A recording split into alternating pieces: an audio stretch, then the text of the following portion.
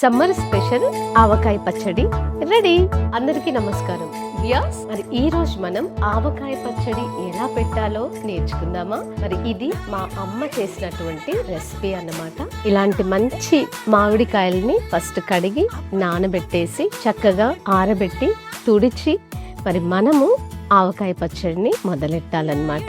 మరి నేనైతే ఇలా తాలింపు వేసుకున్నాను. ఇలా కట్ చేసిన ఆవకాయ ముక్కల్ని ఇందులో వేసేసుకొని ధనియా పౌడర్ వేస్తున్నాను, మెంతి పౌడర్, జీలకర్ర, ఆవాల పొడి, కాస్త వెల్లుల్లి ముద్ద. ఘాటుగా తినేవాళ్ళు ఇంకా 2 స్పూన్స్ కన్నా ఎక్కువ మోతాదులో వేసుకోవచ్చు. ఇది కూడా మరి 2 స్పూన్లు వేయండి. కంప్లీట్గా ఇందులో వేయండి వ్యాస్. మరి చివరిగా ఇది చక్కగా కలుపుకోవడమే. ఆవకాయ కదండి, మరి నూరు ఊరుతుంది కూడా. చూసారా మరి ఎంత సింపుల్ గా మరి ఆవకాయ పచ్చడి మన ఇంట్లోనే మనం స్వయంగా చేసుకోవచ్చు.